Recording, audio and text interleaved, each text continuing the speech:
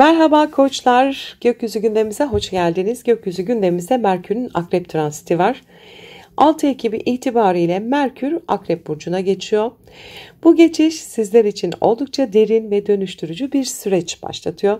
Çünkü Merkür sizin ortak kaynaklar, borçlar, krediler, miraslar ve derin psikolojik konular alanınızı aydınlatmaya başlıyor. Bu dönem yüzeysel konuşmaların pek bir anlamı kalmayacak.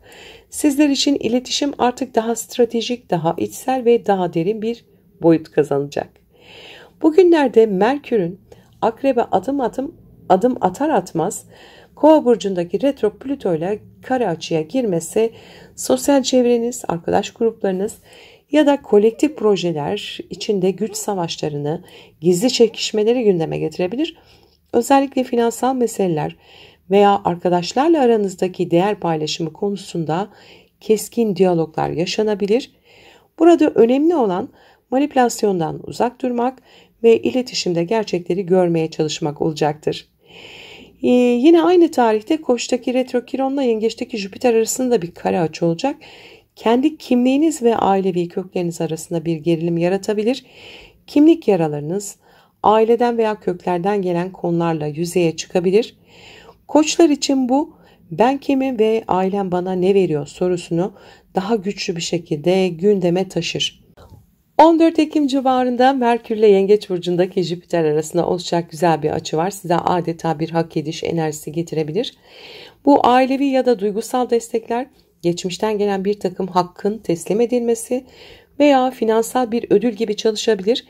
Uzun süredir emek verdiğiniz bir konuda küçük ama anlamlı bir sonuç alabilirsiniz bu dönemde. 15-20 Ekim arasında Merkür ile Mars kavuşum açısında olacaklar. Böylece zihniniz hızlanacak, konuşmalarınız da sertleşecek biraz. Ortak maddi kaynaklar, miras, borç ya da eşin gelirleriyle ilgili tartışmaların hızla gündeme gelmesi mümkün. Bu dönemde öfkeyle söylenen sözler ilişkileri keskinleştirebilir. Ama diğer yandan kriz yönetiminde çok güçlü bir stratejik zeka da geliştirebilirsiniz.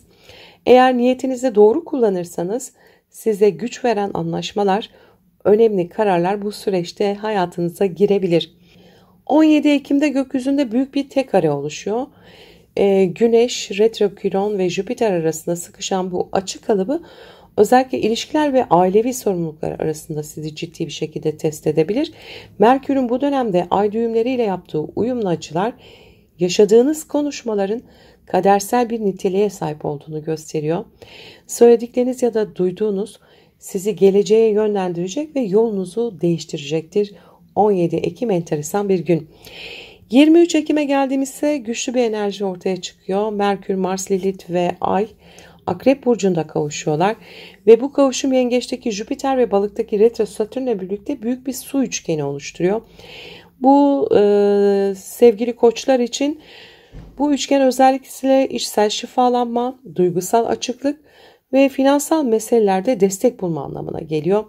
Aileden ya da geçmişten gelen konularda beklenmedik bir şekilde duygusal güç kazanabilirsiniz ve bu adeta evrenden gelen bir destek enerjisi gibi çalışabilir.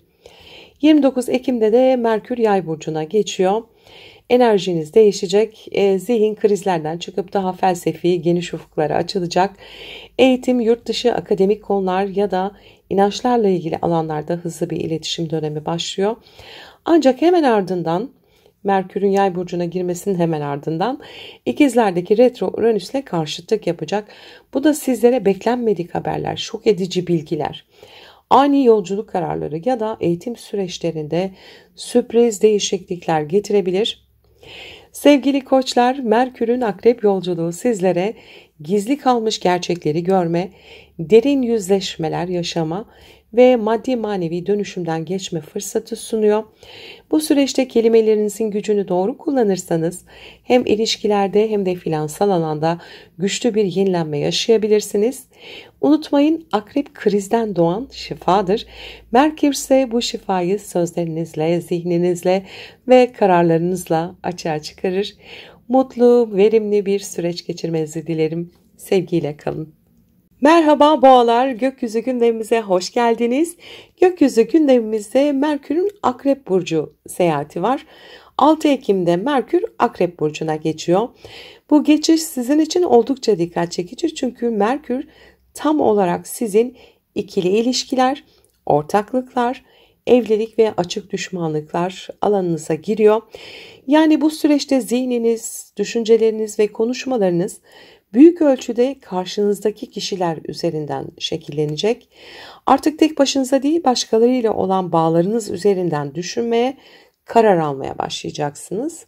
Merkür'ün Akrep'e girişiyle birlikte ilişkilerde konuşmalar daha derin, daha stratejik ve hatta zaman zaman da keskinleşebilir.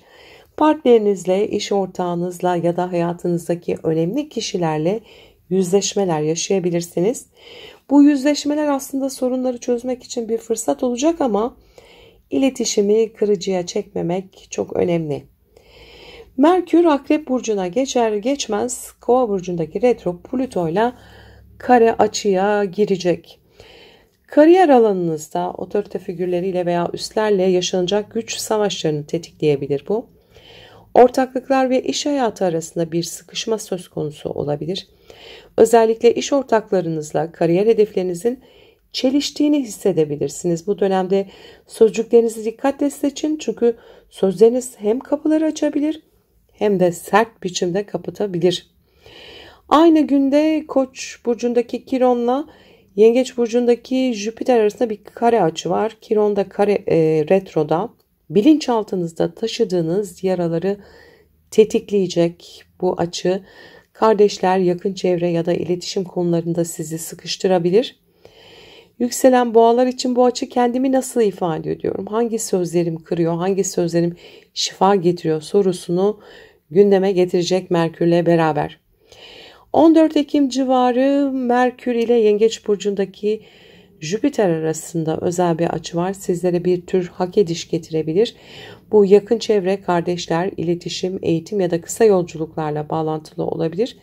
Uzun zamandır verdiğiniz bir emek beklenmedik bir şekilde size geri dönebilir. Küçük ama anlamlı bir ödül gibi çalışacak bu açı duygusal tatmin getirecektir. 15-20 Ekim arasında Merkür Mars'la kavuşum açısında olacak. İlişkilerde sözleriniz biraz sertleşebilir. Karşı tarafla aranızda gergin diyaloglar yaşanabilir. Ancak bu aynı zamanda ortaklık alanında hızlı kararlar, kesin çözümler de getirebilir. Eğer öfkeyi iyi yönetebilirseniz ilişkilerde hem açıklık hem de netlik sağlayabilirsiniz bu süreçte. 17 Ekim'de gökyüzünde bir tek kare açı kalıbı var. Sizin için aile, kariyer ve ilişkiler alanında güçlü bir stres yaratabilir. Terazideki güneş işi düzeninizdeki dengeyi işaret ederken Koç burcundaki retroküron bilinçaltınızdaki yaraları tetikliyor. Jüpiter ise iletişim ve ailevi bağlar üzerinden baskıyı büyütüyor. Burada vereceğiniz kararlar kadersel bir yön taşıyacak çünkü Merkür ay düğümleriyle açı yapıyor olacak. Bu dönemde kurduğunuz iletişim geleceğinizi doğrudan etkileyebileceğini gösteriyor. Bu konuda dikkatli olun. 23 Ekim'de ise çok güçlü bir enerji açığa çıkıyor. Merkür, Mars, Lilith ve Ay Akrep burcunda kavuşuyorlar. Bu kavuşum Yengeç burcundaki Jüpiter ve Balık burcundaki retro Satürn'le birlikte büyük bir su üçgeni oluşturuyor. Boğa burçları için bu ilişkiler ve ortaklıklar alanında büyük bir şifa potansiyeli demek. Partnerinizle derin duygusal paylaşımlar yaşayabilir. Ortaklıklarınıza güç katabilirsiniz. Duygusal desteği çok daha yoğun hissedeceksiniz bugün. Bu üçgen hem işbirliklerinizi hem de özel ilişkilerinizi güçlendirecektir. 29 Ekim'de de Merkür Yay burcuna geçecek. Odağınız artık ortaklık alanından çıkıp tamamen ortak paylaşımlar, finansal destekler, kredi, borç ve miras konularına kayacak. Fakat Merkür Yay burcundayken ikizlerdeki retro Uranüs'e karşıtlık yapacak. Bu da sizlere aniden gündeme gelen para meselelerini, beklenmedik borç, harcama durumlarını ya da sürpriz ortaklık tekliflerini getirebilir. Burada esnek kalmak ve riskli kararlardan kaçınmak çok önemli. Sevgili boğalar, Merkür'ün Akrep transiti sizlere özellikle ilişkiler, ortaklıklar ve iletişim yoluyla dönüşüm getiriyor. Bu süreçte açık konuşmaktan, yüzleşmekten ve gerçekleri dile getirmekten çekinmeyin. Ama aynı zamanda sözlerinizin gücünü doğru kullanmaya da dikkat edin. Çünkü bu dönem kurduğunuz ya da bozduğunuz bağlar önümüzdeki aylarda hayatınızda kalıcı bir etki bırakabilir. Mutlu, umutlu, verimli bir süreç geçirmenizi dilerim. Sevgiyle kalın. Merhaba ikizler, gökyüzü gündemimize hoş geldiniz. Gökyüzü gündemimizde Merkür'ün Akrep yolculuğu var. Sevgili ikizler, Merkür 6 Ekim'den itibaren Akrep burcuna geçiyor ve bu geçiş sizlerin iş, sağlık, günlük düzen ve sorumluluklar alanını etkilemeye başlıyor. Yani bu dönemde zihniniz, gündelik hayatın ritmi, iş arkadaşlarınız, çalışma ortamınız ve sağlıkla ilgili meseleler üzerine yoğunlaşacak. Normalde hızlı, pratik ve yüzeysel düşünebiliyorken bu süreçte çok daha derin, stratejik ve çözüm odaklı bir bakış açısı geliştireceksiniz. Ancak Merkür Akrep burcuna geçer geçmez Kova'daki retro Plüto ile kare açı yapacak. Eğitim, hukuk ya da uluslararası konular üzerinden iş hayatınıza yansıyacak bir güç çekişmesini gündeme taşıyabilir. İş yerinde fikir çatışmaları, üstlerle ya da otoriteyle gergin diyaloglar söz konusu olabilir. Burada önemli olan zihinsel gücünüzü manipülasyon yerine yapıcı çözümler için kullanmak olacaktır. Aynı günlerde de Koç'taki retro Kiron'la Yengeç'teki Jüpiter arasında da bir kare açı olacak. Sosyal çevreniz ve maddi değerleriniz arasında bir sınav yaratabilir. Arkadaştan gelen destekler ya da sosyal gruplar içindeki rekabetler sizin gelirleriniz üzerine baskı oluşturabilir. Bu süreçte benim değerim nerede sorusu güçlü şekilde gündeme gelebilir. 14 Ekim'de Merkür ile Yengeç burcunda Jüpiter arasında oluşacak güzel bir açı var. İş ve finans konularında bir hak ediş enerjisi taşıyor. Uzun süredir uğraştığınız bir işin maddi karşılığını alabilir. Küçük ama moral verici bir gelişme yaşayabilirsiniz. Bu aynı zamanda iş arkadaşlarınızdan gelen bir destek ya da duygusal anlamda takdir edilmek şeklinde de çalışabilir. 15-25 Ekim arasında Merkür Mars'la kavuşum açısında olacak. İş ortamınızda hareketliliği arttıracak. Günlük rutininiz hızlanabilir. İş arkadaşlarınızla diyaloglar sertleşebilir. Bu dönemde işten kaynaklı stres sağlığınıza yansıyabilir. Özellikle sindirim sistemi ve bağışıklık konusunda dikkatli olmanızda fayda var. Ancak aynı zamanda bu dönem hızlı kararlar almak, ertelediğiniz işleri bitirmek ve mücadele gücünüzü göstermek için de çok uygun bir dönem. 17 Ekim'de gökyüzünde bir tek kare açı kalıbı var. Sizler için özellikle aşk, arkadaşlık ve finansal konular arasında bir sıkışmayı işaret ediyor. Terazi burcundaki Güneş aşk ve çocuklar alanınızı aydınlatırken Koç burcundaki retro Kiron sosyal çevrede eski yaraları tetikliyor. Yengeçteki Jüpiter ise maddi değerleriniz üzerinden bu gerilimi büyütüyor. Bu tarihlerde arkadaşlıklar ve ilişkiler üzerinden önemli yüzleşmeler yaşamanız mümkün. Merkür'ün ay düğümlerine yaptığı uyumlu açılar nedeniyle kurduğunuz diyalogların geleceğinizi etkileyecek kadar önemli olduğunu gösteriyor 17 Ekim'de. 23 Ekim'de gökyüzü çok daha yumuşak bir enerjiyle kavuşuyor. Merkür, Mars, Lilith ve Ay Akrep burcunda buluşuyorlar ve bu kavuşum Yengeç burcundaki Jüpiter ile Balık burcundaki retro Satürn'le büyük bir su üçgeni oluşturuyor. Sizler için bu üçgen özellikle iş hayatı ve kariyerle ilgili çok güçlü bir destek sunuyor. İş yerinde önemli bir şans yakalayabilir, üstlerinizden takdir görebilirsiniz ya da beklenmedik şekilde desteklenebilirsiniz. Ayrıca bu üçgen sağlığınızla ilgili konularda şifalanmayı ve çözümleri de kolaylaştıracaktır. Ve son olarak 29 Ekim'de Merkür Yay burcuna geçecek. Odağınız tamamen değişecek. Artık gündeminiz ilişkiler, ortaklıklar, ikili bağlar üzerine kayacak. İletişimimiz çok daha açık, hızlı ve karşılıklı etkileşime dönük olacak. Ancak Merkür Yay burcuna ilerlerken ikizlerdeki retro Uranüs'te de karşıtlık yapacak. Bu da sizlere ilişkilerde beklenmedik haberler, sürpriz gelişmeler, ani kararlar getirebilir. Bu süreçte dengede kalmak ve ani tepkiler vermemek önemli olacak. Sevgili ikizler, Merkür'ün akrep yolculuğu sizlere özellikle iş düzeninizi yeniden kurma, sağlığınıza daha derin bir bakış getirme ve günlük hayatınızı daha stratejik şekilde yönetme fırsatı sunuyor. Bu dönemde iletişim gücünüz iş hayatınızda önemli kapılar açabilir ama en önemlisi günlük yaşamın küçük detaylarını çözmek için zihniniz çok daha güçlü çalışacak efendim.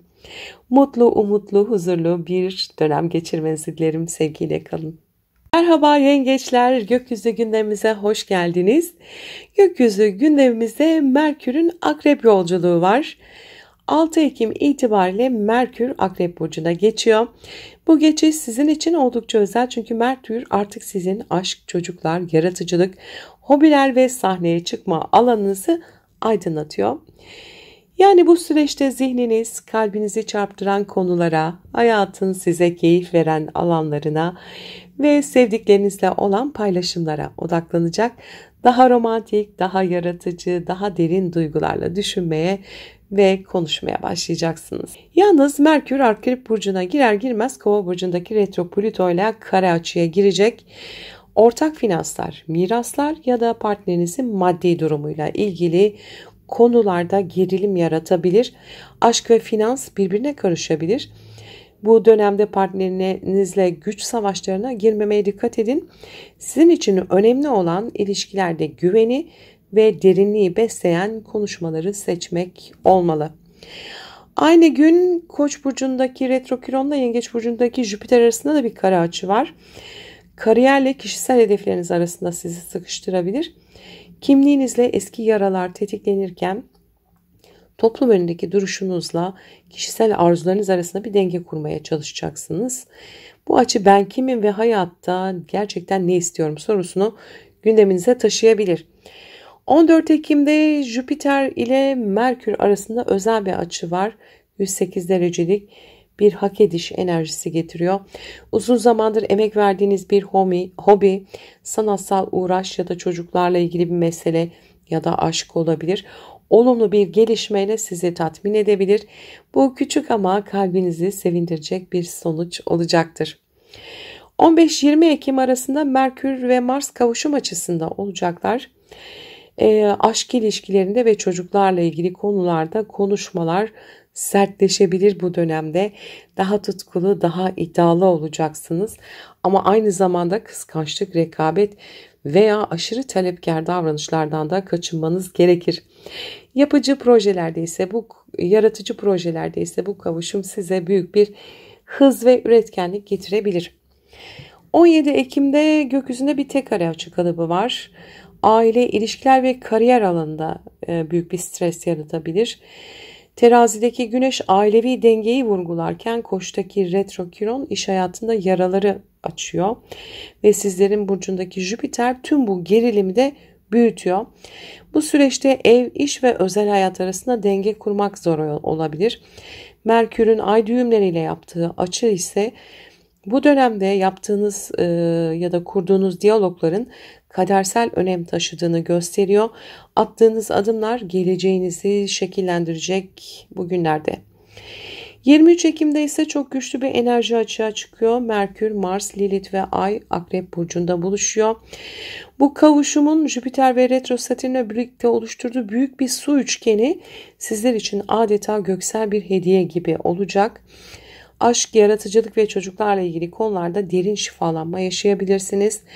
Duygularınız daha kolay ifade bulacak, romantik ilişkilerde güveni güçlendirecek bir akış ortaya çıkacak. Yaratıcı işlerinizde sezgisel ilham artacak. Bu dönem kalbinizden geleni ifade etmenin tam zamanı. Ve 29 Ekim'de Merkür Yay burcuna geçecek. Odağınız tamamen değişiyor. Zihin artık iş, sağlık ve günlük düzen alanına kayıyor. Gündelik sorumluluklarınız, iş arkadaşlarınızla olan iletişiminiz ve sağlığınız gündeme gelecek. Ancak Merkür Yay'a girerken hemen ardından da İkizler burcundaki retro Uranüs'le karşıtlık yapacak. Bu da bilinçaltınızdan gelen ani farkındalıkları tetikleyebilir. İş hayatınızda beklenmedik gelişmeler yaşanabilir. Gizli kalmış bir durum aniden ortaya çıkabilir. Sevgili yengeçler, Merkür'ün Akrep transiti sizlere aşk hayatınızda derinleşme, yaratıcılığınızı güçlü şekilde ifade etme ve çocuklarla ilgili konularda da önemli yüzleşmeler yaşama fırsatı getiriyor. Bu süreçte sözlerinizin duygusal derinliği çok daha fazla olacak. Kendinizi ne kadar samimi ifade ederseniz o kadar büyük bir dönüşüm yaşayacaksınız. Mutlu, huzurlu, umutlu bir dönem geçirmenizi dilerim. Sevgiyle kalın. Merhaba aslanlar, gökyüzü gündemimize hoş geldiniz. Gökyüzü gündemimizde Merkür'ün Akrep Burcu'ndaki yolculuğu var. Sevgili aslanlar, 6 Ekim itibariyle Merkür Akrep Burcu'na geçiyor ve bu geçiş sizlerin aile, ev, kökler ve içsel güvenlik alanınızı aydınlatmaya başlıyor. Yani bu süreçte zihniniz geçmişe, köklere, ailevi meselelere ve ev düzenine odaklanabilir. İletişimleriniz çok daha özel hayatınızı ilgilendiren, içsel güvenlik ihtiyacınızı şekillendiren konular üzerinde yoğunlaşacak. Yalnız Merkür Akrep Burcu'na girer girmez Kova Burcu'ndaki retro Plüto ile kare açı yapacak. İlişkiler ve ortaklıklar alanında gerginlik yaratabilir bu kare açı. Eşinizle, iş ortağınızla ya da açık düşman gördüğünüz kişilerle ailevi meseleler üzerinden güç savaşları yaşayabilirsiniz. Burada dikkat etmeniz gereken şey sözlerinizi kırıcı değil yapıcı kullanmak. Bu dönemde gizli gerçekler açığa çıkabilir. Ailevi sırlar ya da ilişkilerde bastırılan konular konuşulmaya başlanabilir. Aynı günlerde Koç burcundaki retroküronla Jüpiter arasında da bir kare açı var. İnançlarınız, uzak yolculuklar veya eğitim konularıyla bilinçaltınız arasında bir gerilimi tetikliyor. Eski yaralar, korkular ya da bastırılmış kaygılar yüzeye çıkabilir. Bu açı sizleri derin bir sorgulamaya götürecek. Merkür'ün de kare açıda olması nedeniyle gerçekten hangi inanç bana güç veriyor ve hangi düşünce beni kısıtlıyor diye soracaksınız. 14 Ekim civarında Merkür ile Jüpiter arasında özel bir açı var, 108 derecelik. Ailevi konularda bir hak ediş enerjisi taşıyor. Uzun süredir uğraştığınız bir ev, taşınma, mülk ya da aileyle ilgili mesele olumlu bir gelişmeyle sonuçlanabilir. Küçük ama kalpten hissedilen bir ödül sizi duygusal olarak rahatlatacaktır bugünlerde. 15-20 Ekim arasında Merkür Mars'la kavuşum açısında olacak. Aile içinde sert konuşmalar ve hızlı kararlar getirebilir. Bu dönem taşınma, ev düzeni veya aile bireyleriyle ilişkilerde gerginlikler olabilir. Ancak aynı zamanda krizleri çözmek, bir süredir konuşulmayan meseleleri masaya yatırmak ve net karar almak için de güçlü bir enerji sunuyor bu dönem. 17 Ekim'de gökyüzünde bir tek kare açı var. Yakın çevre, inançlar ve kariyer üzerinden güçlü bir stres yaratabilir. Terazi burcundaki Güneş kardeşler ve iletişim tarzınızı aydınlatırken Kiron eğitim ve yurt dışı bağlantılı konularda sizi eski yaralarınızı tekrar açıyor. Jüpiter ise bilinçaltınız üzerinden bu gerilimi büyütüyor. Bu süreçte zihninizde beliren kaygılar gerçeklerle yüzleşmenizi sağlayacak. Merkür'ün ay düğümlerine yaptığı açı ailevi diyalogların kaderinizi şekillendireceğini gösteriyor. Dikkatli olun bugünlerde. 23 Ekim'de çok güçlü bir enerji ortaya çıkıyor. Merkür, Mars, Lilith ve Ay Akrep Burcu'nda buluşuyor. Ve bu kavuşum Jüpiter ve Satürn'le birlikte büyük bir su üçgeni oluşturuyor. Siz aslanlar için bu üçgen ailevi konularda büyük bir şifa enerjisi taşıyor. Evle ilgili çözümler, miras ya da mülk konularında destekler gelebilir. İçsel huzur bulmak, geçmişten gelen duygusal yaraları iyileştirmek için bu üçgen çok güçlü bir kapı açacak. Ve son olarak 29 Ekim'de Merkür Yay burcuna geçecek. Odağınız değişecek. Zihniniz artık aşk, yaratıcılık, hobiler ve çocuklarla ilgili alanlara kayacak. Daha eğlenceli, daha coşkulu, daha dışa dönük bir iletişim dönemi başlayacak. Ancak Merkür Yay burcuna geçmesiyle birlikte retro Uranüs'le de karşıtlık yapacak. Bu da sizlere sosyal çevreniz ve aşk hayatınız arasında sürpriz gelişmeler getirebilir.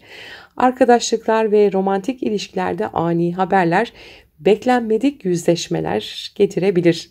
Sevgili aslanlar, Merkür'ün Akrep transiti sizlere ailevi meselelerde yüzleşme, köklerinizle bağ kurma ve içsel güvenliğinizi yeniden tanımlama fırsatı getiriyor.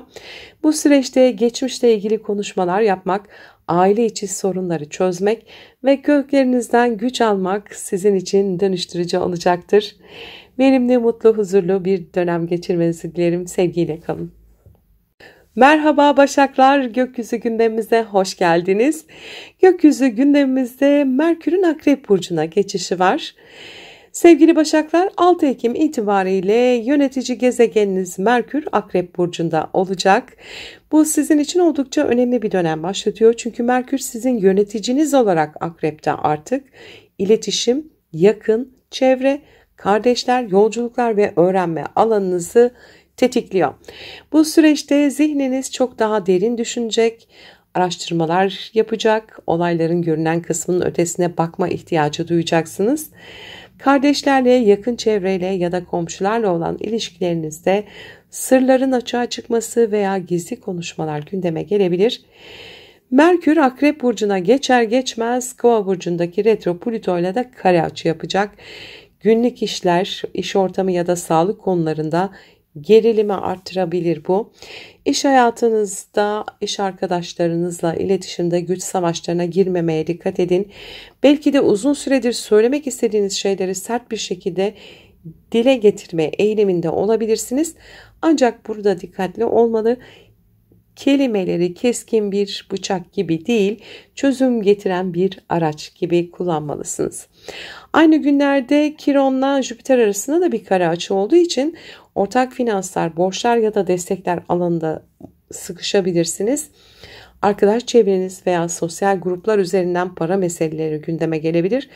Bu açı size şunu soruyor: kime güveniyorum, kiminle çıkarlarımı paylaşabilirim?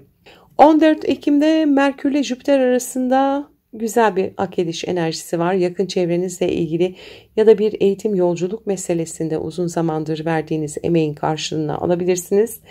Belki bir kardeşinizden güzel bir haber gelebilir. Belki de zihinsel olarak size güven veren bir sonuç elde edebilirsiniz bugün. 15-20 Ekim arasında Merkür Mars'ta kavuşum açısında olacak. İletişim diliniz daha sert, daha net ve daha iddialı hale gelecek. Kardeşlerle tartışmalara açık bir dönem olabilir. Ancak aynı zamanda zihinsel üretkenliğiniz artacak. Araştırma yapmak, bir konuda derinleşmek için çok verimli bir zaman olacak. Eğer yazı, konuşma ya da medya alanında işleriniz varsa bu kavuşum size çok güçlü bir motivasyon da sunacaktır. 17 Ekim'de gökyüzünde bir tek kare açı var. İş, para ve sosyal çevre arasında güçlü bir stres yaratıyor. Terazi burcundaki güneş kazançlarınızı vurgularken retro Kiron ortak finanslarda yaraları açıyor. Jüpiter ise arkadaş çevresi üzerinden bu baskıyı büyütüyor. Bu süreçte kiminle işbirliği yapacağınız, kime güveneceğiniz sınanacak. Merkür de aynı anda ay düğümleriyle uyumlu bir açıda yakın çevreyle yapılan konuşmaların geleceğinizi belirleyeceğini gösteriyor. Dikkatli olun bugünlerde. 23 Ekim'de çok güçlü bir enerji açığa çıkıyor. Merkür, Mars, Lilith ve Ay Akrep Burcu'nda buluşuyor. Bu kavuşum Yengeç'teki Jüpiter ve Balık Burcu'ndaki Satürn'e büyük bir su üçgeni oluşturuyor. Sizin için bu üçgen yakın çevre, arkadaşlar ve ilişkiler üzerinden büyük bir şifa getiriyor.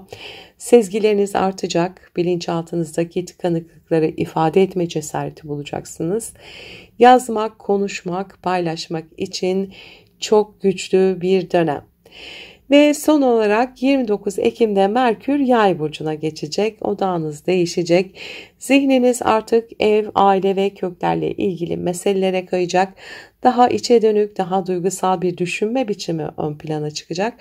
Ancak Merkür Yay'a girmesiyle beraber retro Uranüs'te karşıtlık yapacak.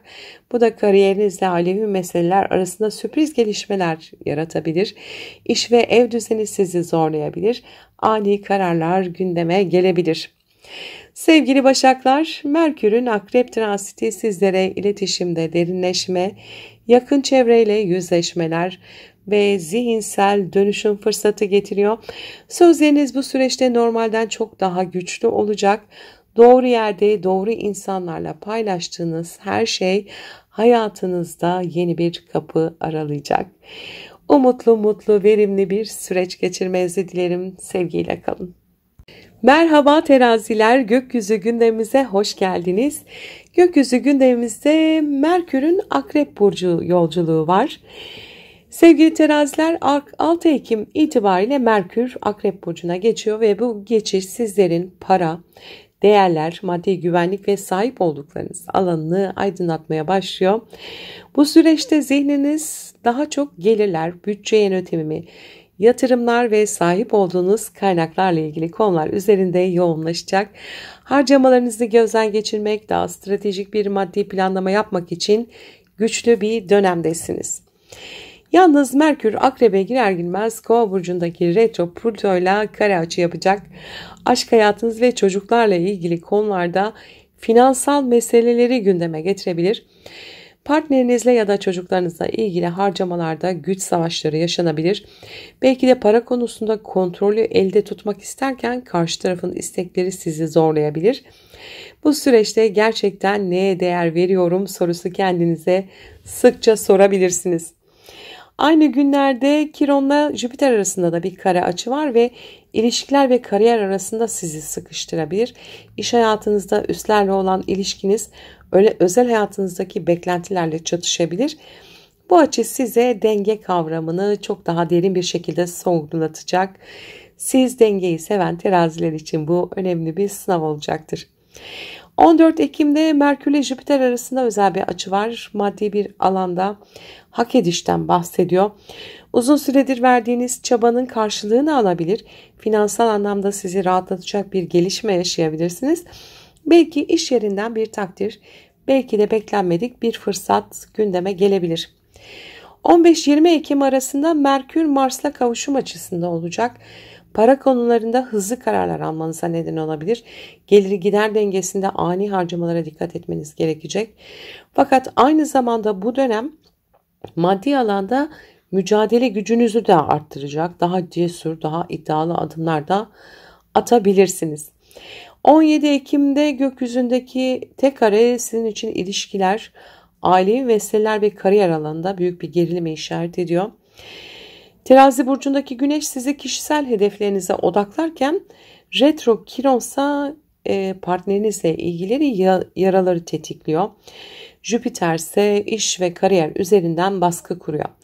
Bu dönem ben mi biz mi sorusu derin bir şekilde sorgulanacak. Merkür'ün aynı anda ay düğümlerine yaptığı açılar da olduğu için para konularında yaptığınız konuşmaların geleceğiniz için belirleyici olacağını gösteriyor. 23 Ekim'de çok güçlü bir enerji açığa çıkarıyor. Merkür, Mars, Lilith ve Ay Akrep burcunda kavuşuyorlar ve Jüpiter ve Satürn'e de büyük bir su üçgeni oluşturuyorlar. Sizin için bu üçgen maddi konularda şifalanma getiriyor. Kariyerden elde edilen kazançlar, günlük işlerinizde yeni düzenlemeler veya beklediğiniz finansal destekler gündeme gelebilir. Bu dönem hem maddi hem manevi anlamda güvenlik duygunuzu yeniden inşa edeceksiniz. Ve son olarak 29 Ekim'de Merkür Yay burcuna geçiyor. Zihniniz artık iletişim, yolculuklar, eğitim ve yakın çevre konularına kayacak. Daha hareketli, daha meraklı ve daha dışa dönük olacaksınız. Ancak Merkür Yay burcuna geçince retro Uranüs'e de karşıtlık yapacak. Bu da size eğitim, hukuk, seyahat ya da uzaklarla ilgili sürpriz gelişmeler getirebilir. Beklenmedik haberler alabilir. Planlarınızda ani değişiklikler yapmak zorunda kalabilirsiniz. Sevgili teraziler, Merkür'ün Akrep transiti sizlere para, değerler ve güvenlik alanında yüzleşme, finansal dönüşüm ve güçlenme fırsatı getiriyor. Bu süreçte attığınız adımlar maddi dünyanızı çok daha sağlam temeller üzerine kurmanızı sağlayacaktır. Umutlu, mutlu, verimli bir süreç geçirmenizi dilerim. Sevgiyle kalın. Merhaba akrepler, gökyüzü gündemimize hoş geldiniz. Gökyüzü gündemimizde Merkür'ün Akrep transiti var. Sevgili akrepler, 6 Ekim itibariyle Merkür sizin burcunuza geçiyor. Bu sizin için çok güçlü bir dönem başlatıyor. Çünkü Merkür artık zihninizi, iletişiminizi ve ifade biçiminizi doğrudan etkiliyor. Bu süreçte kendinizi daha keskin, daha derin, daha sezgisel bir dille ifade edeceksiniz.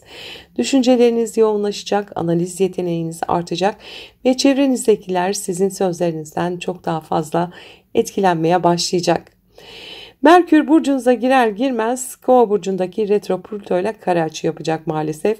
Ailevi konularda veya evle ilgili meselelerde gerilim yaratabilir bu. Kendi düşüncelerinizi ortaya koyarken ailenizden, köklerinizden ya da ev ortamınızdan baskı hissedebilirsiniz. Burada dikkat etmeniz gereken kendi görüşlerinizi ifade ederken köprüleri yakmamak ve manipülasyona kapılmamak olacak. Aynı günlerde Kiron'la Jüpiter arasında da bir kare açı olduğu için iş, günlük düzen ve uzak hedefler arasında bir sıkışma yaratacak. Sağlıkla ilgili geçmişten gelen bazı konuları tetikleyebilir bu. Sizden istenen şey bedensel ve ruhsal dengeyi kurmak, kendinizi ihmal etmemek olacaktır. 14 Ekim'de Merkür ile Jüpiter arasında uyumlu bir açı var. Bir hak ediş enerjisi getirebilir. Yurt dışı bağlantılı bir iş, eğitim ya da hukuki bir meseleyle ilgili güzel bir haber alabilirsiniz. Uzun süredir emek verdiğiniz bir çaba sizi tatmin edecek bir sonuç doğurabilir bugünlerde. 15-20 Ekim arasında Merkür Mars ile kavuşum açısında olacak. Sözleriniz adeta bir silaha dönüşebilir. İfade gücünüz artacak, cesaretiniz yükselecek. Ancak öfkenizi kontrol etmeniz çok önemli. Bu süreçte özellikle ilişkilerde sert konuşmalar yapmaktan kaçının. Doğru kullanıldığında bu kavuşum size hedefleriniz için inanılmaz bir zihinsel güç verecektir. 17 Ekim'de gökyüzünde bir tek kare açı var. Sizin için aile, kariyer ve ilişkiler üzerinde güçlü bir stres yaratıyor. Bu süreçte ben kimim ve hayat yolunda hangi yönümü seçmeliyim sorusu derin bir şekilde karşınıza çıkacak. Çünkü Merkür'de ay düğümleriyle uyumlu açılarda vereceğiniz kararların kaderinizi doğrudan etkileyeceğini gösteriyor. 17 Ekim'e dikkat edelim. 23 Ekim'de çok güçlü bir enerji açığa çıkıyor. Merkür, Mars, Lilith ve Ay sizin burcunuzda kavuşuyor. Bu kavuşum Yengeç burcundaki Jüpiter ve Balık burcundaki Satürn'le büyük bir su üçgeni de oluşturuyor. Sizin için bu üçgen adeta bir dönüm noktası. Hem duygusal hem zihinsel anlamda büyük bir arınma yaşayabilirsiniz. İlişkilerinizde daha samimi, daha şeffaf ve daha dönüştürücü olacaksınız. Bu dönem hem kendinizi yeniden tanımadığınız hem de çevrenize yeni bir imaj sunduğunuz bir süreç olabilir. Ve son olarak 29 Ekim'de Merkür Yay burcuna geçecek. Odağınız değişecek. Zihniniz artık para, gelirler ve maddi güvenlik alanına kayacak. Bu dönemde daha stratejik maddi planlamalar yapabilirsiniz. Ancak Merkür Yay'da ilerlerken Uranüs'e de karşıtlık yapacak. Bu da size finansal anlamda beklenmedik gelişmeler getirebilir. Ortak paralar, borçlar ya da yatırımlarla ilgili ani haberler alabilirsiniz. Sevgili akrepler, Merkür'ün sizin burcunuzdaki transiti sizlere ifade gücünüzü arttırma, zihinsel keskinliğinizle dönüştürme ve hayatınızda yeni kararlar alma fırsatı sunuyor. Bu dönemde attığınız her adım, söylediğiniz her söz geleceğinizi çok daha güçlü bir şekilde şekillendirecektir. Mutlu, umutlu, verimli bir süreç geçirmenizi dilerim. Sevgiyle kalın. Merhaba yaylar, gökyüzü gündemimize hoş geldiniz. Gökyüzü gündemimizde Merkür'ün Akrep yolculuğu var. Sevgili yaylar, 6 Ekim'de Merkür Akrep burcuna geçiyor ve bu geçiş sizlerin bilinçaltı, gizli konular, sezgiler, rüyalar ve içsel dönüşüm alanını aydınlatmaya başlıyor. Bu dönem sizin için biraz içe dönük olacaktır. Zihniniz perde arkasında işleyen konulara kayabilir. Daha çok kendi kendinizle konuşmaya, geçmişi sorgulamaya ve ruhsal derinleşmeye yönelirsiniz. Dış dünyaya göstermek istemediğiniz düşünceler bu dönemde yoğunlaşacaktır. Merkür Akrep burcuna girer girmez Kova burcundaki retro Plüto ile de kare açı yapacak. Yakın çevreniz, kardeşler veya iletişim alanında bazı gerilimler getirebilir. Söylemek istemediğiniz sırlar açığa çıkabilir. ya da bir konuşma sizi zorlayabilir. Bu dönemde öğrendiğiniz bilgileri hemen paylaşmamak, sindirip analiz ettikten sonra hareket etmek size fayda sağlayacaktır. Yine aynı günlerde Kiron'la Jüpiter arasında da bir kare açı olduğu için aşk hayatınız, çocuklarla ilgili meseleler veya ortak finanslar üzerinden sizi zorlayabilir. İlişkilerde güven ihtiyacı artarken geçmişten gelen yaralar yeniden tetiklenecek. Bu açı size gerçekten kalbimi kime açmalıyım diye sorduracak. 14 Ekim'de Merkür ile Jüpiter arasında bir uyumlu açı var. Bilinçaltı korkularınızla yüzleşmenize yardımcı olacak. Adeta bir hak ediş gibi içsel bir rahatlama yaşayabilirsiniz. Uzun süredir içinize attığınız bir mesele çözüme kavuşabilir.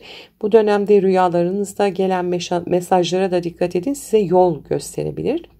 15-20 Ekim arasında Merkür ile Mars kavuşum açısında olacaklar, ancak bu zihinsel olarak çok yoğun bir dönem yaratacak.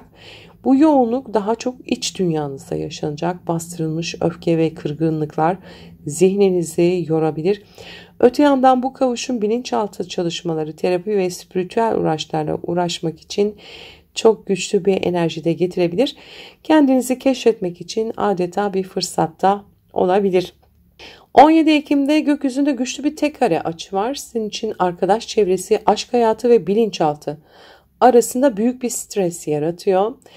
Güneş sosyal ilişkilerinizi vurgularken Kiron aşk hayatınızdaki eski yaraları açıyor. Jüpiter ise finansal ve duygusal güvenlik konularında sizi sıkıştırıyor. Bu süreçte ilişkilerde beklenti ve gerçekler arasında kalabilirsiniz. Ve bu dönemde Merkür ay düğümleriyle olumlu açıda ve bu dönemde kurduğunuz bağların geleceğinizi belirleyeceğini gösteriyor. 23 Ekim'de çok güçlü bir enerji açığa çıkıyor. Merkür, Mars, Lilith ve Ay Akrep Burcu'nda buluşuyor ve bu kavuşum Jüpiter ve Retro Satürn'le birlikte büyük bir su üçgeni oluşturuyor. Siz yaylar için bu üçgen ruhsal şifa enerjisi taşıyor. Geçmişten gelen duygusal yükler bırakılabilir. İçsel huzur bulabilirsiniz. Ailevi bir konuda da çözüm, bilinçaltında ise derin bir arınma yaşanabilir bugünlerde. 29 Ekim'de Merkür artık burcunuza geçecek. İşte asıl açılım o zaman başlayacak. Zihniniz açılacak. Kendinizi ifade etme gücünüz artacak. Daha dışa dönük ve cesur olacaksınız. Ancak Merkür yaya girer girmez de retro Uranüs'te karşıtlık yapacak. Bu da size ilişkiler, ortaklıklar ve evlilik alanında beklenmedik gelişmeler getirebilir. Partnerinizle ani konuşmalar, sürpriz kararlar gündeme gelebilir. Sevgili yaylar, Merkür'ün akrep transiti sizlere içe dönüş, bilinçaltınızdaki sırlarla yüzleşme ve ruhsal şifa bulma fırsatı getiriyor. Bu dönemde sessizliğiniz bile çok şey anlatacak. İçsel yolculuğunuz gelecekte atacağınız cesur adımların temelini oluşturacak. Mutlu, umutlu, huzurlu bir dönem geçirmenizi dilerim. Sevgiyle kalın. Merhaba Oğlaklar, gökyüzü gündemimize hoş geldiniz. Gökyüzü gündemimizde Merkür'ün Akrep yolculuğu var. Sevgili Oğlaklar, 6 Ekim itibariyle Merkür Akrep Burcu'na geçiyor ve bu geçiş sizlerin sosyal çevre, arkadaşlıklar, ekip çalışmaları ve gelecek planları alanını hareketlendiriyor. Bu süreçte zihniniz daha çok arkadaşlık ilişkilerine, sosyal bağlarınıza, projelerinize ve uzun vadeli hedeflerinize odaklanacak, düşünceleriniz derinleşecek, kimlerle yol yürümek istediğinize dair sorgulamalar yapacaksınız. Ancak Merkür Akrep Burcu'na girer girmez retro Plüto ile kare açı yapacak. Finansal konular ve değer yargıları üzerinden arkadaş çevrenizde bazı gerilimler yaratabilir. Ortak harcamalar, grup içindeki maddi paylaşım ya da gelir beklentileri nedeniyle tartışmalar gündeme gelebilir. Bu dönemde çıkar çatışmalarına dikkat edin. Aynı gün yine Kiron'la Jüpiter arasında da bir kare açı olacak. Ailevi meseleler ve ilişkiler arasında sizi sıkıştırabilir. Partneriniz ya da yakın çevrenizle ilgili eski yaralar tetiklenebilir. Burada asıl soru şu: benim için gerçek güven nerede? Ailemde mi? Kurduğum ilişkilerde mi? Dostluklarımda mı? 14 Ekim civarında Merkür ile Jüpiter arasında bir uyumlu açı oluşuyor. Arkadaş çevresinden veya sosyal bir bağlantı üzerinden size adeta bir hak ediş getirebilir. Uzun süredir emek verdiğiniz bir proje veya ekip çalışması olumlu bir şekilde sonuçlanabilir. Bir dostunuzdan destekte görebilirsiniz bugünlerde. 15-20 Ekim arası ise Mars'la Merkür kavuşum açısında olacaklar. Sosyal çevrenizde daha iddialı, daha cesur ve bir iletişim dili kullanmanıza neden olabilir. Arkadaş gruplarında sözünüzü esirgemeyebilirsiniz. Fikirlerinizi güçlü bir şekilde savunabilirsiniz. Fakat bu süreçte tartışmalarda kolayca alevlenebilir. Yine de doğru kullanıldığında bu enerji ekip çalışmalarında size liderlik gücü verecektir. 17 Ekim'de gökyüzünde bir tek kare açı kalıbı var. Kariyer, aile ve ilişkiler arasında güçlü bir stres yaratıyor. Güneş iş hayatınızı vurgularken Kiron ailevi konuları tetikliyor. Yengeç'teki Jüpiter ise ilişkiler üzerinden baskıyı arttırıyor. Bu süreçte iş, ev ve özel hayat arasında bir seçim yapmak zorunda kalabilirsiniz. Merkür de ay düğümleriyle uyumlu açıda olduğundan sosyal çevreyle yaptığınız konuşmaların kaderinizi değiştireceğinize işaret ediyor. Dikkatli olun bugünlerde. 23 Ekim'de çok güçlü bir enerji açığa çıkacak. Merkür, Mars, Lilith ve Ay Akrep Burcu'nda kavuşacak. Ve Jüpiter ve Satürn'le birlikte de büyük bir su üçgeni oluşturacak. Siz oğlaklar için bu üçgen sosyal çevre, ilişkiler ve iletişim alanında büyük bir şifa getiriyor. Destekler görebilirsiniz dostlarınızdan, bir arkadaşınızın güzel haberini alabilirsiniz. Ayrıca yeni bir sosyal bağ geleceğiniz için çok önemli de bir kapı açabilir. Ve 29 Ekim'de Merkür Yay burcuna geçecek. Odağınız değişecek. Zihniniz artık içe dönecek. Daha çok bilinçaltı, ruhsal meseleler ve gizli konular gündeme taşınacak. Daha çok yalnız kalmak, düşüncelerinizi toparlamak isteyeceksiniz. Ancak Merkür retro Uranüs'te de hemen karşıtlık yapacak. Bu da size iş ve sağlık alanında beklenmedik gelişmeler getirebilir. Çalışma ortamınızda sürpriz haberler alabilir. Günlük düzeninizde ani değişiklikler yaşayabilirsiniz. Sevgili oğlaklar, Merkür'ün akrep transiti sizlere sosyal çevreyle yüzleşme, dostluklarda derinleşme ve geleceğe dair önemli kararlar alma fırsatı getiriyor. Bu süreçte doğru insanlarla kuracağınız bağlar uzun vadede hayatınızın yönünü değiştirebilir. Mutlu, umutlu, huzurlu bir süreç geçirmenizi dilerim. Sevgiyle kalın. Merhaba kovalar, gökyüzü gündemimize hoş geldiniz. Gökyüzü gündemimizde Merkür'ün akrep yolculuğu var. Sevgili kovalar, 6 Ekim itibariyle Merkür Akrep Burcu'na geçiyor ve bu geçiş sizlerin kariyer, toplum önündeki duruş, hedefler ve otorite figürleri alanınızı aydınlatıyor. Zihniniz iş hayatınıza, statünüze ve gelecekte atmak istediğiniz adımlara yoğunlaşacaktır. Kendinizi daha kararlı, daha stratejik bir şekilde ifade edebilirsiniz. Ancak Merkür Akrep'e geçer geçmez Plüto ile de kare açı yapacak. Plüto sizin burcunuzda. Özellikle iş hayatında güç mücadelelerini gündeme getirebilir. Üstlerinizle, yöneticilerinizle veya otorite figürleriyle ya da ebeveynlerinizle iletişimde dikkatli olmalısınız. Sözleriniz düşündüğünüzden çok daha derin etki bırakabilir. İş hayatında bir dönüm noktasına yaklaştığınızda hissedebilirsiniz. Aynı gün Kiron'la Jüpiter arasında da bir kare açı var. İş ortamınız, çalışma düzeniniz ve günlük sorumluluklarınız üzerinden sizi zorlayabilir. Sağlığınıza dikkat etmeniz gereken bir dönemdesiniz. Çalışma hayatınızda iletişim sorunları veya ekip içinde yanlış anlaşılmalar ön plana çıkabilir.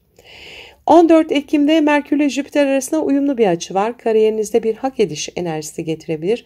Uzun zamandır emek verdiğiniz bir proje, otorite figürlerinden alacağınız destek veya iş ortamındaki çabanız karşılık bulacaktır. Geleceğe yönelik planlarınızı şekillendirecek olumlu haberler gündeme gelebilir. 15-20 Ekim arasında Merkür ile Mars kavuşum açısında olacaklar. Daha cesur, iddialı konuşmalar, yapmanız mümkün kariyer alanında.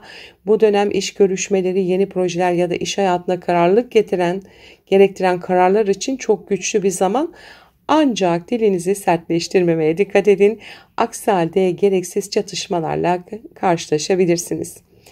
17 Ekim'de gökyüzünde bir tek kare açı kalıbı var. İş, ev ve ilişkiler alanında büyük bir stres yaratacak.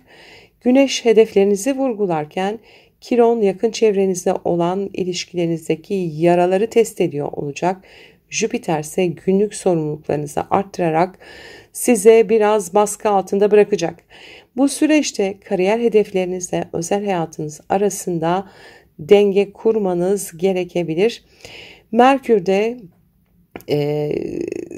ay düğümleriyle bu süreçte uyumlu açıda olduğunda bu gün yaşayacaklarınız kaderlerle bağlantılı bir takım gelişmeler getirebilir. 17 Ekim'e dikkat edin. 23 Ekim'de de çok güçlü bir enerji açığa çıkıyor. Merkür, Mars, Lilith ve Ay Akrep Burcu'nda kavuşacak. Bu kavuşum Jüpiter ve Satürn'le birlikte de büyük bir su üçgeni oluşturacak. Sizin için bu üçgen iş hayatı, sorumluluklar ve finansal güvenlik alanında büyük bir destek getiriyor. Kariyerinizde önemli bir başarıya imza atabilir, otorite figürlerinden beklediğiniz desteği alabilirsiniz. 29 Ekim'de Merkür Yay burcuna geçecek. Artık odağınız değişecek. Zihniniz daha çok sosyal çevrenize, arkadaşlıklarınıza ve geleceğe dair planlarınıza kayacak. Daha vizyoner düşünecek, yeni projeler peşinde koşacaksınız. Ancak Merkür Yay'a geçer geçmez Uranüs'te retro karşıtlık yapacak. Bu da aşk hayatınız, çocuklarla ilgili konular ya da yaratıcı projelerinizde beklenmedik gelişmeler, sürprizler getirebilir. Sevgili kovalar, Merkür'ün akrep transiti sizlere kariyerinizde derinleşme, otoriteyle yüzleşme ve geleceğinizi etkileyecek stratejik kararlar alma fırsatı getiriyor. Bu dönemde söyledikleriniz, düşündükleriniz kariyer yolunuzun seyrini değiştirebilir. Mutlu, umutlu, huzurlu, verimli bir süreç geçirmenizi dilerim. Sevgiyle kalın. Merhaba balıklar, gökyüzü gündemimize hoş geldiniz. Sevgili balıklar, gökyüzü gündemimizde Merkür'ün Akrep Burcu'ndaki yolculuğu var. 6 Ekim itibariyle Merkür Akrep Burcu'na geçiyor ve bu geçiş sizlerin yurt dışı bağlantılar, yüksek öğrenim, inançlar, hukuki konular ve hayat felsefesi alanını tetikliyor. Bu süreçte zihniniz uzak ufuklara açılacak, daha geniş perspektiften düşünmeye başlayacaksınız. Öğrenme, araştırma ve bilginizi derinleştirmeye ihtiyacınız artacak. Merkür Akrep Burcu'na geçer geçmez Kova Burcu'ndaki retro Plüto ile de kare açı yapacak. Bilinçaltınızda gizli kalmış korkular ya da geçmiş deneyimlerinizi yeniden gündeme getirebilir bu açı. Özellikle eğitim, yolculuklar veya hukuki meselelerde güçlü dönüşüm süreçleri yaşayabilirsiniz. Bu dönemde bazı gerçeklerle yüzleşmeniz gerekebilir. Aynı gün Kiron'la Jüpiter arasında da bir kare açı var. Finansal güvenlik ile aşk ve çocuklar arasındaki dengeyi zorlayabilir. Bir yandan kalbinizi açmak isterken diğer yandan güven ihtiyacınız ağır basabilir. Bu açı değer verdiğiniz şeyleri yeniden sorgulamanıza neden olabilir. 14 Ekim'de Merkür ile Jüpiter arasında uyumlu bir açı var. Akademik konularda, seyahatlerde veya hukuki meselelerde size bir hak ediş enerjisi getirebilir. Uzun süredir beklediğiniz bir haber, fırsat ya da çözüm önünüze gelebilir. Kendinizi daha özgüvenli ve umutlu hissedeceksiniz bugün. 15-20 Ekim arasında Merkür ve Mars kavuşum açısında olacaklar. Zihinsel enerjinizi yoğun bir şekilde harekete geçirecekler. Öğrenim, araştırma, eğitim veya hukuki konularda cesur adımlar atabilirsiniz. Ancak bu dönemde tartışmalardan kaçınmakta fayda var. Özellikle farklı görüşlere sahip kişilerle gerginlikler oluşabilir. 17 Ekim'de gökyüzünde oluşan bir tek kare açı kalıbı var. Sizin için finans, ilişkiler ve sosyal çevre arasında stres yaratıyor. Güneş ortak paylaşımları, işte miras gibi, eşin parası gibi vurgularken Kiron ise kişisel değerlerinizle ilgili yaralarınızı test ediyor. Jüpiter ise aşk ve çocuklar üzerinden baskı oluşturuyor. Bu süreçte beklenti ve gerçekler arasında kalabilirsiniz. Aynı gün Merkür'ün ay düğümlerinde yaptığı açılarda bu dönemde alacağınız kararların geleceğiniz için çok belirleyici olacağını gösteriyor. 17 Ekim'e dikkat edin. 23 Ekim'de çok güçlü bir enerji açığa çıkıyor. Merkür, Mars, Lilith ve Ay Akrep Burcu'nda kavuşuyorlar. Bu kavuşum Jüpiter ve Satürn'le birlikte de büyük bir su üçgeni oluşturuyor. Siz yükselen balıklar için bu üçgen hayat felsefenizde derin bir dönüşüm, ruhsal şifa ve içsel huzur getiriyor. Eğitim, yolculuklar ya da manevi çalışmalar aracılığıyla çok büyük bir farkındalık yaşayabilirsiniz. Ve 29 Ekim'de Merkür Yay burcuna geçiyor. Odağınız değişiyor. Zihniniz artık daha çok kariyerinize, toplum önündeki duruşunuza ve hedeflerinize kayacak. Geleceğe yönelik planlar yapma, otorite figürleriyle iletişim kurma dönemine gireceksiniz. Ancak Merkür Yay burcuna girer girmez Uranüs'e de karşıtlık yapacak. Bu da size ailevi konularda sürpriz gelişmeler getirebilir. Ev ve iş arasında ani kararlar almanız gerekebilir. Sevgili balıklar, Merkür'ün Akrep transiti sizlere bilgi, öğrenim ve inançlar üzerinden derinleşme, zihinsel dönüşüm ve ruhsal şifa getiriyor. Bu dönemde hayatın anlamını daha derinden sorgulayacak ve kendi hakikatinizi keşfedeceksiniz. Mutlu, umutlu, huzurlu bir dönem geçirmenizi dilerim. Sevgiyle kalın.